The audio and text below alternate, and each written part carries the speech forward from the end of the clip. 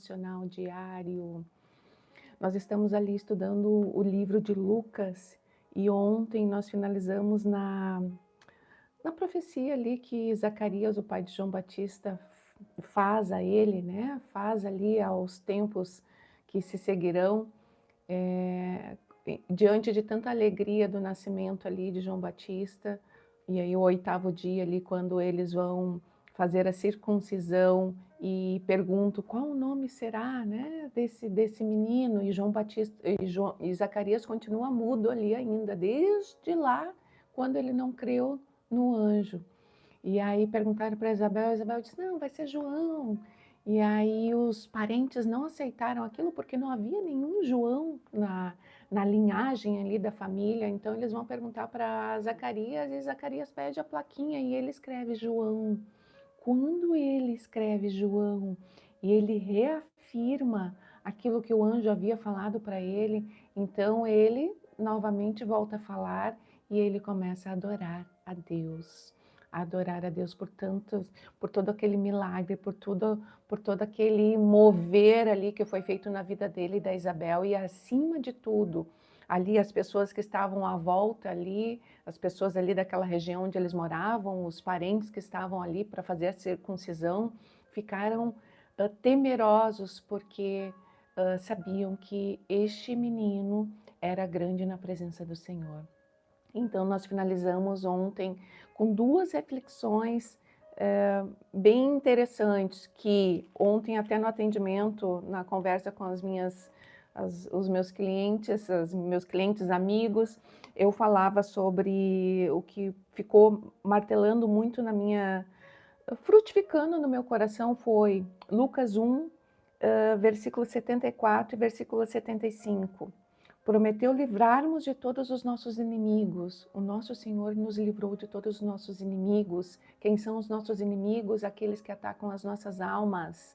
O Satanás que vem para destruir, matar e roubar, para que nós possamos o servir sem medo. Hoje nós podemos servir ao nosso Deus sem medo, porque Jesus Cristo derramou o sangue precioso dele lá naquela cruz, e hoje, todos os dias, a partir do momento que nós nos arrependemos dos nossos pecados, das nossas falhas, nós podemos viver olhando para a face desse Deus, sem medo. E aí, quais são os pré-requisitos para que nós possamos andar sem esse medo, em santidade e justiça, na presença deste Deus? E outra meditação de ontem foi: João cresceu e se fortaleceu em espírito. O que é se fortalecer em espírito? Estar olhando para a palavra de Deus, buscando o Senhor em oração, em intimidade, em jejum, em busca pela palavra, em compreensão daquilo que Ele quer fazer em nossas vidas e através das nossas vidas e também no coletivo. Então, essas são as 2 meditações que ficaram para ontem, né? No nosso devocional de ontem. E hoje nós vamos iniciar aqui a partir do capítulo 2 de Lucas. Vamos orar? Então já vamos começar. Senhor, eu te agradeço, meu Deus.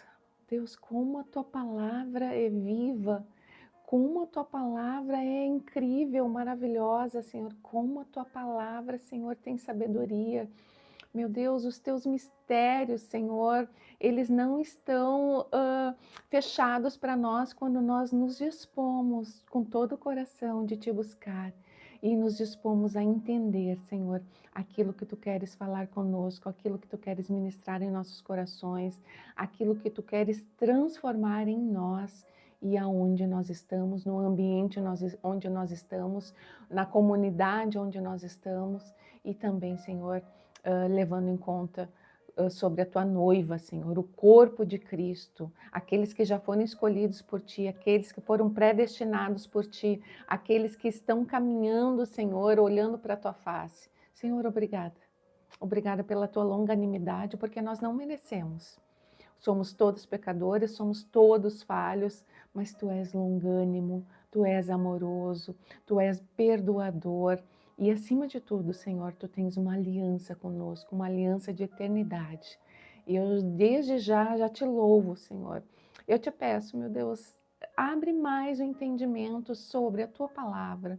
O que nós vamos ler agora em Lucas 2 nos mostra mais de ti, Senhor, mais de quem tu és, da tua glória, do teu poder, Senhor, para que nós possamos cada vez mais te dar honra, te dar glória, te dar louvor, Senhor, e depositar em ti, Senhor, a nossa esperança, porque só tu és a vida e nós não temos vida se não for na tua presença. Obrigada, Jesus. Sê conosco, Espírito de Deus. Em nome de Jesus. Amém. Amém, queridos. Vamos lá. Então vamos começar. O nascimento de Jesus. Naqueles dias, o imperador Augusto decretou um recenseamento em todo o Império Romano. Esse imperador Augusto era o maioral ali do mundo da época, né? E como ali a Roma havia e Israel estava sob o domínio de Roma, além de tantos outros lugares, que Roma era o que dominava o mundo dentro daquele contexto, dentro daquele tempo. Então ele decretou ali um recenseamento em todo o império. Veja como o domínio de todas as coisas está nas mãos do nosso Deus. Porque foi através desse recenseamento decretado que José, né, o noivo ali naquele contexto ali de Maria, José que era descendente de Davi, então ele sai dali e vai para Belém para fazer o recenseamento. E aí se cumpre, antes de ler o que nós vamos começar, o texto ali, se cumpre a profecia de Miqueias 5, versículo 2, que fala o seguinte: mas você, ó Belém Efrata, é apenas uma pequena vila entre todo o povo de Judá. E, no entanto, um governante de Israel, cujas origens são do passado distante, sairá de você em meu favor. Jesus Cristo, né? Jesus Cristo lá, nasce ali numa manjedoura simples em Belém. A partir do momento que ele vai lá fazer, José se desloca para fazer o recenseamento, então a profecia se cumpre. E aqui Miqueias nos dá mais uma palavra falando sobre quem é Jesus, cujas origens são do passado. Jesus, lá em João nos fala que Jesus é o verbo vivo, a palavra. E a palavra estava lá na criação do mundo, quando Deus ali declarava, né, haja luz, né, haja isso, haja aquilo, né, lá em Gênesis 1. Então Jesus estava ali junto com o nosso Deus, né, com Deus Pai, criando todas as coisas. Porque ele, o Espírito de Deus e Deus Pai são um só. Então, esse Jesus, esse que criou todas as coisas, esse que é o Criador, que detém o poder, a soberania sobre tudo, veio sobre essa terra como homem para morrer de cruz por mim e por você, para derramar seu sangue real por mim e por você e ressuscitar ao terceiro dia. É este Deus que nós não conseguimos mensurar o poder dele, que rege as nossas vidas quando nós nos deixamos ali, nos deixamos acolher por ele, pelos braços dele. Então, voltando aqui para o contexto, versículo 2. Esse foi o primeiro recenseamento realizado quando Quirino era governador da Síria. Por que Lucas cita aqui Quirino, governador da Síria? E por quê? Porque Lucas, como estava escrevendo e como um historiador que foi atrás de todos os detalhes, que fez questão de deixar registrado ali o tempo que aquilo ali estava acontecendo, que aquele contexto ali estava acontecendo, e fez a ligação ali com o governador da Síria, Quirino, para que quando fossem olhar nos registros ali, pudessem mensurar a verdade daquilo que estava sendo escrito, a verdade da bíblica que está aqui dentro desse livro precioso, né? Versículo 3. Todos voltaram à cidade de origem para se registrar. Por ser descendente do rei Davi, José viajou da cidade de Nazaré, da Galiléia, para Belém, na Judéia, terra natal de Davi, levando consigo Maria, sua noiva, que estava grávida. Veja que a palavra faz uma referência que Maria ainda estava como noiva dele, que estava grávida, né? Ainda não haviam consumado o casamento. Versículo 6. Estando eles ali, chegou a hora de nascer o bebê. Ela deu à luz seu primeiro filho, um menino, envolveu-o em faixas de pano e deitou-o numa manjedoura, porque não havia lugar para eles na hospedaria. Então, e toda palavra se cumpre também, porque os profetas já haviam falado que ele nasceria de forma simples, nasceria numa manjedoura, e foi como se cumpriu, né? Não, tudo ali, imagina, não tinha um lugar, porque quando nós vamos num local público, o que acontece, ou qualquer outro local, as grávidas, elas têm preferência, né? Por que ali seria diferente? Então ela quase ganhando a criança ali com uma barriga enorme, ninguém arrumou um lugar para essa mulher ficar, que Deus já havia programado todas as coisas. Deus já havia envolvido ali todas as situações para que acontecesse como Ele queria. E nas nossas vidas, tantas vezes nós somos confrontados com situações que nós achamos, nossa, tá tudo errado. Tá tudo errado. Maria deve ter pensado ali, quando ela estava ali, José também, né? Pô, eu engravidei do Espírito de Deus. O Espírito de Deus, né, fez com que eu fosse gerada essa criança. E aí eu me desloco aqui, preciso me deslocar para esse local ali, quase ganhando um filho. Me desloco para o local, não tem um local decente para eu ganhar o meu filho, que é um filho de Deus. Tá tudo errado? E nós não temos tantas vezes esses pensamentos nas nossas vidas. Tá tudo errado, Senhor.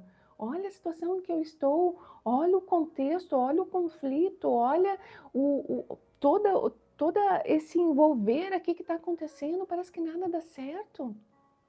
Este Deus, a palavra de Deus nos fala que Ele não dormita, Ele não dorme, que os olhos dele estão sobre toda a terra, os olhos dele estão sobre mim, estão sobre você.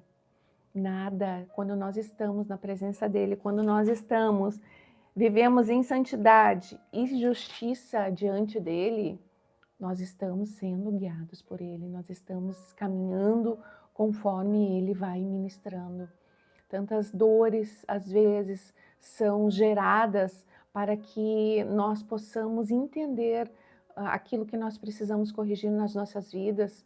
Ou tantas vezes nós somos forçados a olhar para conflitos que nós não queremos, olhar para situações que nós queremos esquecê-las, mas nós precisamos ir lá, abrir a ferida para que então ela possa ser tratada, para que ela possa ser curada.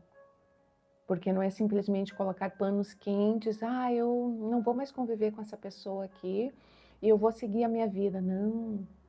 Muitas vezes o Senhor faz com que nós tenhamos que olhar novamente para aqueles que nos feriram, ou tenhamos que olhar novamente para aquilo que aconteceu, situações que aconteceram em nossas vidas, para que nós possamos abrir aquela ferida que está cheia de pus, aquela ferida que está ali, né, fazendo doer, nos trazendo hipersensibilidade, nos trazendo gatilhos infinitos, porque enquanto nós não mexemos nas feridas, ela não vai ser curada.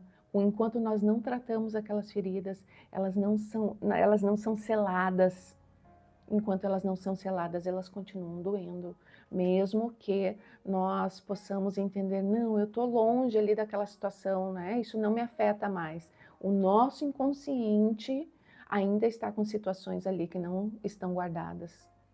O nosso inconsciente ainda está com situações que continuam sempre disparando ali gatilhos, gatilhos, gatilhos, e nós vamos tendo reações que nós nem entendemos de onde que vêm essas reações. Então este Deus, esse mesmo Deus aqui, que gerou em Maria um Filho Santo, Ele está conosco hoje. Hoje é o dia. Hoje as misericórdias dele já foram renovadas sobre nós. Hoje Ele está conosco. Hoje Ele ministra em nossos corações. Hoje Ele abre os nossos ouvidos para que o Espírito de Deus continue falando conosco. Mas nós precisamos estar com os olhos fixos nele. Nós precisamos crer. Eu ontem falava com uma pessoa a respeito aqui desse mesmo estudo de Lucas, que eu já estou um pouco bem mais à frente lá, e nós estamos recém aqui no capítulo 2, mas toda a palavra de Deus, ela é ligada em obediência e crer. Nós devemos crer e obedecer, obedecer e crer, obedecer e crer, crer e obedecer. Então ela está ligada. Nós só podemos agradar o nosso Deus quando nós obedecemos a Ele. E quando nós obedecemos a Ele, nós também crescemos em fé. Então nós podemos ver com olhos de fé aquilo que olhos humanos não conseguem ver. Nós podemos descansar, né, com olhos de fé diante de situações aflitivas, de situações difíceis que parece que não tem fim, parece que não tem saída. Parece que é um poço fundo que não tem uma corda que possa ser jogada, que alguém possa te tirar dali, ou um ambiente fechado onde não tem uma janela, não tem uma porta. Não. O nosso Deus é aquele que faz portas aonde não existe. O nosso Deus é aquele que abre janelas aonde não existe. O nosso Deus é aquele que nos encontra em poços fundos, onde ninguém mais consegue nos resgatar. Ele consegue. Mas nós precisamos depositar a nossa esperança nele. E para que isso aconteça, nós vamos lá para o primeiro mandamento que Jesus nos deixa: amar a Deus com todas as nossas forças, com todo o nosso entendimento, com todo o nosso coração, com toda a nossa alma, com todo o nosso tudo. Então nós conseguimos reverter, né, virar a chave aqui no nosso eu e nos esforçarmos para crer, mesmo quando tudo está destruído. E aqui continuando, versículo 6. Estando eles ali, chegou a hora de nascer. Esse a gente já fez. Então nasceu ali, Jesus nasceu na manjedoura, simples, simplérrimo. E Deus não deixa nenhuma ponta, né, aí solta. O que o Senhor faz? Os profetas todos já haviam profetizado sobre Jesus. Isaías 53, que foi a palavra, o capítulo ao qual eu declarei e eu fui curada da minha depressão, daquela depressão que não é minha, aquilo não é minha, aquilo é do inferno, né? Fui curada daquilo. Então, Isaías 53 fala exatamente quem era Jesus e por que ele veio. Vamos ler lá Isaías 53. Eu amo Isaías. Isaías é um livro que ele aponta todo para Jesus. Todo para Jesus e para os fins dos tempos e para tudo aquilo que já aconteceu, que ainda vai acontecer. Isaías 53. Quem creu em nossa mensagem? A quem o Senhor revelou seu braço forte? Meu servo cresceu em sua presença, como tenro broto verde, como raiz em terra seca. Não havia nada de belo nem majestoso em sua aparência. Jesus não era bonito, gente. Não havia nada de belo nem majestoso em sua aparência, nada que nos atraísse. Foi desprezado e rejeitado, homem de dores que conhece o sofrimento mais profundo. Demos as costas para ele e desviamos o olhar. Ele foi desprezado e não nos importamos. Apesar disso, foram as nossas enfermidades que ele tomou sobre si, e foram as nossas doenças que pesaram sobre ele. Pensamos que seu sofrimento era castigo de Deus, castigo por sua culpa. Tantas vezes nós olhamos para nossos irmãozinhos aqui e pensamos: fulano está passando por essa necessidade aí, por essa situação aí, é culpa dela, deve estar em pecado. Foi a mesma coisa que falaram lá para Jó, né? Os amigos de Jó: Jó, teus filhos morreram aí porque tu pecou. Com certeza tu não ajudou a viúva e o órfão. Com certeza aí tu fez alguma coisa que fez com que o Deus te lançasse tudo isso. E coitadinho do Jó, né? Jó estava ali numa prova grande, e numa prova que a palavra de Deus nos fala que ele não dá o problema maior do que as nossas forças, né? Mas eu já vi um outro pastor falando, e aí eu vou concordar com esse outro pastor, que não é esse contexto, não. Muitas vezes, ali, tudo que a gente vai ler na palavra, a gente tem que entender o contexto que vem antes, o contexto que vem depois. E essa palavra, ela está falando dentro de um contexto específico ali, que eu não vou entrar nesse detalhe agora, porque eu também não me aprofundei agora nesse momento para falar, mas muitas vezes aquilo que vem sobre as nossas vidas é maior do que as nossas forças. Mas isso que vem sobre as nossas vidas nos mostra que nós devemos, dentro da prova, ter dependência total do nosso Deus. E Ele vai conduzindo tudo. E a prova, o deserto, ele não dura para sempre. Uma prova, ela não dura para sempre. O que nós devemos pedir ao nosso Senhor é: Senhor, por favor, me deixa passar aprovado, aprovada por essa prova. E continuando aqui, Isaías 53. Então, ele levou sobre ele todo o nosso sofrimento, levou sobre ele todo o nosso castigo, as doenças. 5. Mas ele foi ferido por causa de nossa rebeldia, esmagado por causa de nossos pecados. Sofreu o castigo para que fôssemos restaurados e recebeu açoites para que fôssemos curados. Todos nós nos desviamos como ovelhas, deixamos os caminhos de Deus para seguir os nossos caminhos. Tantas vezes a nossa mente, a nossa força do braço, o nosso querer, a nossa carnalidade faz com que a desobediência seja algo que impere nas nossas vidas. Então nós vamos nos afastando do nosso Deus. Mas hoje é o dia que nós podemos voltar para Ele. Hoje é o dia que nós podemos nos arrepender dos nossos pecados, das nossas falhas e começar uma nova jornada na presença desse Cristo. Uma nova jornada em direção à salvação, né? Em direção à eternidade. Uma nova jornada onde, quando nós declaramos que Jesus é nosso único e suficiente Salvador, hoje, nesse dia, o nosso nome já está lá. Então vai ser escrito lá no livro da vida. O meu nome está lá no livro da vida. E eu quero, em nome de Jesus, até o final, ter o meu nome lá escrito no livro da vida. E eu quero lá, quando Jesus me receber, dizer: venha, minha serva, venha, entre para o teu descanso.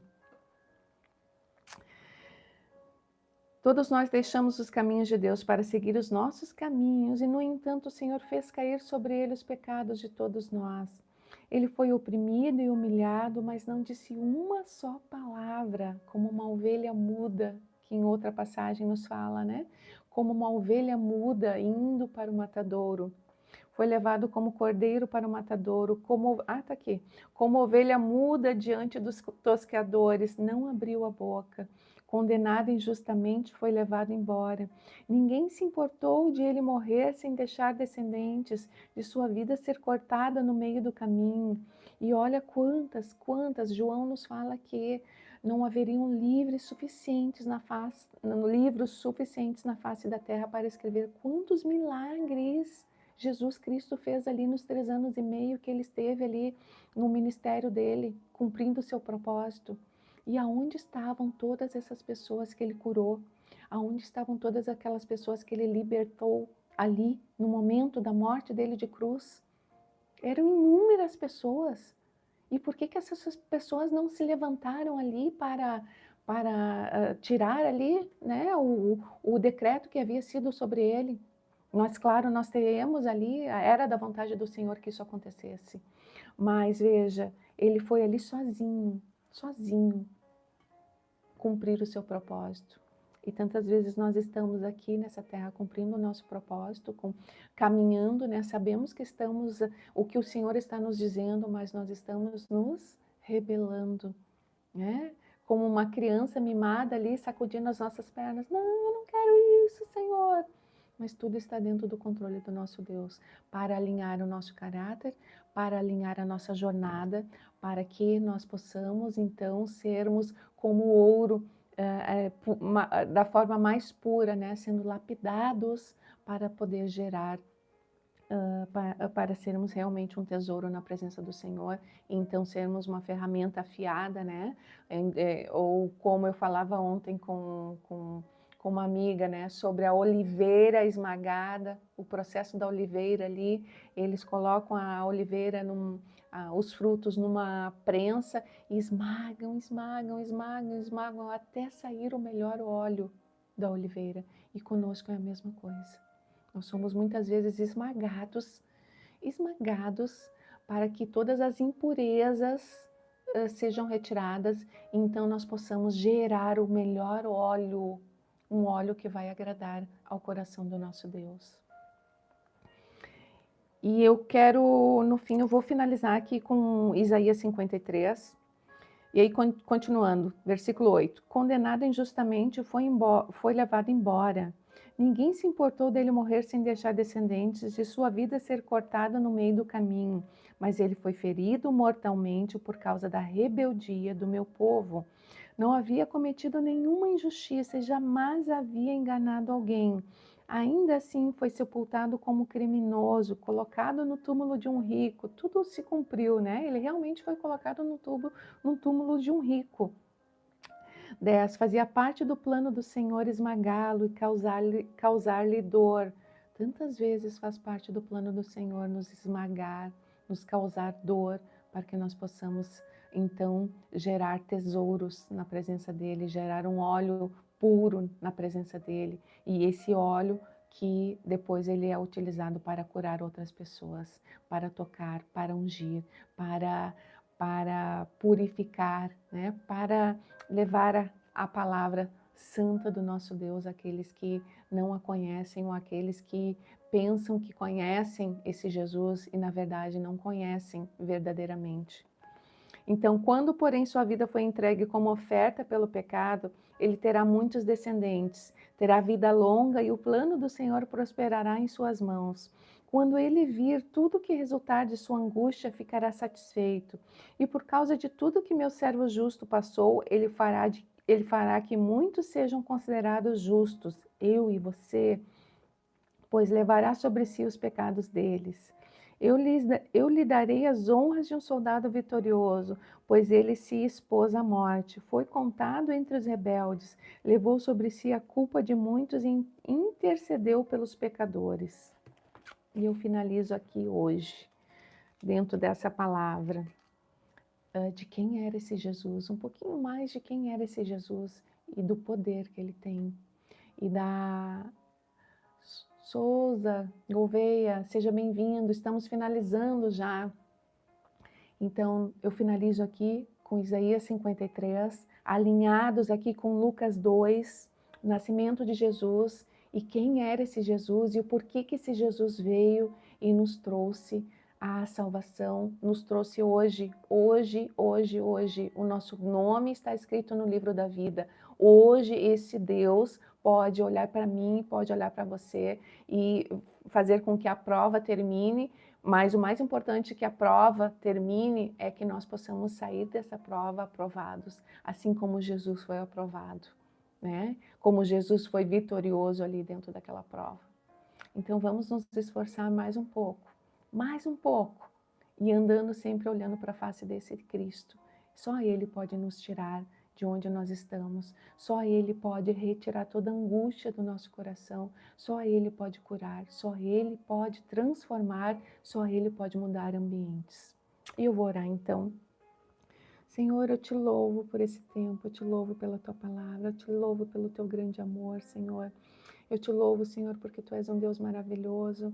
Eu te louvo pelas tuas misericórdias. Eu te louvo, Jesus. Sê conosco nesse dia, nos fortalece, Senhor, para que nós possamos passar por todas as provas que nós somos impostos aqui nessa terra, Senhor, para que nós possamos passar aprovados e agradando o teu coração. E então, Senhor, nós teremos um óleo puro para tocar aqueles que precisam ser tocados, para curar aqueles que precisam ser curados, para levar a tua palavra, Senhor, de esperança, a tua palavra verdadeira, a tua palavra que cura, Senhor. Ó Deus, só tu podes fazer maravilhas.